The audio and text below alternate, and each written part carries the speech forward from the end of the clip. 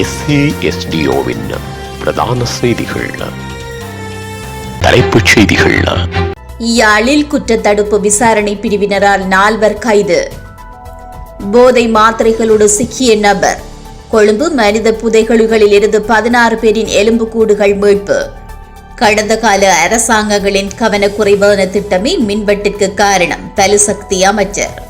சிலியில் ஏற்பட்ட காட்டுத்தீ 60 பேர் வரை கைதானதாக தகவல். தொடர்வன விரிவான செய்திகள். யாழ்ப்பாணத்தில் இளைஞர் ஒருவரை கடத்தி சென்று 80 லட்சம் ரூபாய் பணத்தை அபகரித்த கும்பலை சேர்ந்த 4 சந்தக நபர்களை குற்றத்தடுப்பு விசாரணை பிரிவினர் கைது செய்துள்ளனர். வெளிநாடு செல்வதற்காக ஆசைப்பட்ட இளைஞர் ஒருவரிடம் 80 லட்சம் ரூபாய் பணத்தை வங்கியில் வைப்பிலிட்டு வங்கி அறிக்கையை நேரடியாக வந்து தமக்கு காட்டுமாறு வெளிநாட்டு முகவர் ஒருவர் தெரிவித்துள்ளார்.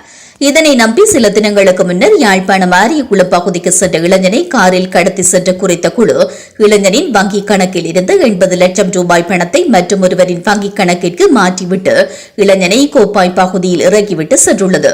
இந்த சம்பவம் தொடர்பாக பாதிக்கப்பட்ட இளைஞன் யாழ்ப்பாணம் போலீஸ் நிலையத்தில் முறைப்பாடு வழங்கியுள்ளார். இந்த சம்பவம் தொடர்பாக விசாரணை மேற்கொண்ட போலீசார் பணம் மாற்றப்பட்ட வங்கிக் கணக்கிற்கு உரித்தான பெண்ணொருவரை கைது செய்ததுடன் கடத்தலில் ஈடுபட்டு மேலும் 3 கைது செய்துள்ளனர்.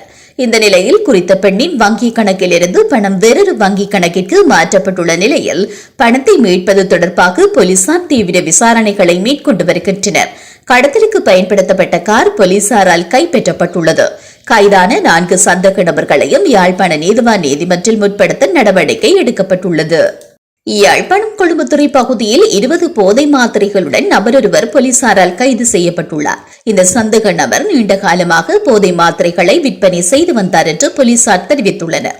மேலதிக விசாரணைகளின் பின்னர் அவரை நீதிமன்றில் முன்னிலைப்படுத்துவதற்கான நடவடிக்கைகளை போலீசார் மேற்கொண்டு வருகின்றனர். கொழும்பு துறைமுக பகுதியில் கண்டுபிடிக்கப்பட்ட மனித புதைகுழிகளில் தற்போது வரை முன்னெடுக்கப்பட்ட அகழ்வாராய்ச்சியில் சுமார் 16 எலும்புக்கூடுகள் அடையாளம் காணப்பட்டுள்ளதாகவும் அதில் 2 குழந்தைகளின் எலும்புக்கூடுகள் இருந்ததாகவும் தொல்பொருள் ஆய்வாளர் பேராசிரியர் ராஜ் சோமதேவா தெரிவித்துள்ளார். இந்த புதைகுழி வழக்கமான புதைகுழி அல்ல என்றும் உடல்கள் புதைக்கப்பட்ட விதம் அவை கொலை செய்யப்பட்டிருப்பதை குறிக்கிறது என்றும் குறிப்பிட்டுள்ளார்.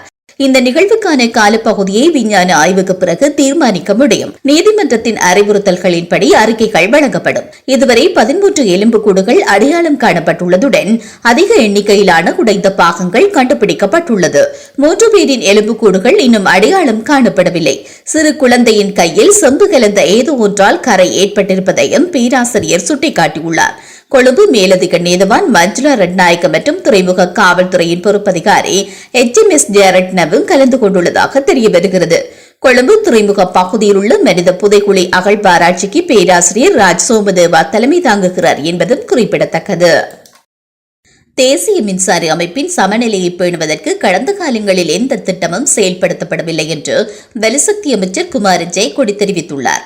முன்னைய அரசாங்கங்களின் திட்டமிடல் இல்லாமையும் தொலைநோக்கு பார்வையற்ற வேலை திட்டமும் மின்வெட்டிற்கு காரணம் என்றும் அவர் கூறினார். தேசிய மின்சார அமைப்பின் ஸ்திரத்தன்மையை பராமரிப்பதில் கடந்த கால அரசாங்கங்கள் உரிய கவனம் செலுத்தவில்லை என்றும் அவர் கூறினார். தொழில்நுட்பத்தை பற்றிய புரிதல் இல்லாத தவறான வழிகாட்டுதலும் இந்த நிலைமைக்கு காரணம் என்றும் கூறினார். இந்த நிலைமைக்கான காரணங்கள் முழுமையாக ஆராயப்பட்டு இதுபோன்ற நிலைமை மீண்டும் ஏற்படாமல் தடுக்க தேவையான நடவடிக்கைகள் எடுக்கப்படும் என்றும் வலுசக்தி அமைச்சர் குமார் ஜெயக்கொடி மேலும் தெரிவித்தார். உலகச் செய்திகள். தென் அமெரிக்க நாடான சிலியின் நுபெல் மௌலி மாகாணங்களில் கடந்த சில நாட்களாக காட்டுத்தீ தீவிரமாக பரவி வருகிறதாக சர்வதேச ஊடகங்களில் செய்தி வெளியாகியுள்ளது. இந்த காட்டுத்தீயை கட்டுப்படுத்துவதற்கு தீயணைப்பு படையினர் மற்றும் பாதுகாப்பு பிரிவுகள் தீவிர முயற்சியில் ஈடுபட்டுள்ளனர். 15க்கும் மேற்பட்ட இடங்களில் தீ வேகமாக பரவியுள்ளதாக தெரிய வருகிறது. இந்த சூழ்நிலையால் நுபெல் மற்றும் மௌலி மாகாணங்களில் அவசரகால நிலை பிரகடனம் செய்யப்பட்டு மக்கள் பாதுகாப்பான இடங்களுக்கு செல்லுமாறு அறிவுறுத்தப்பட்டுள்ளனர். குறித்த காட்டுத்தீ திட்டமிட்டு ஏற்படுத்தப்பட்டுள்ளதாக சந்தேகிக்கப்பட்டு சந்தேகத்தின் பேரில் இதுவரை 60 பேர் கைது செய்யப்பட்டுள்ளனர் என்று தெரியவந்துள்ளது.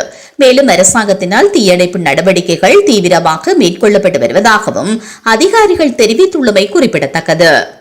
மீண்டும் தலைப்புச் செய்திகள். யாழில் குற்றத்தடுப்பு விசாரணை பிரிவினரால் 4 கைது. போதை மாத்திரைகளோடு சிக்கிய நபர். கொழும்பு மனித புதைகுழிகளில் இருந்து 16 பேரின் எலும்புக்கூடுகள் மீட்பு. கடந்த கால அரசாங்கங்களின் கவனக்குறைவான திட்டமே மின்வெட்டிற்கு காரணம். தலுசக்தி அமைச்சர். சிலியில் ஏற்பட்ட காட்டுத்தீ 60 பேர் வரை கைதானதாக தகவல்.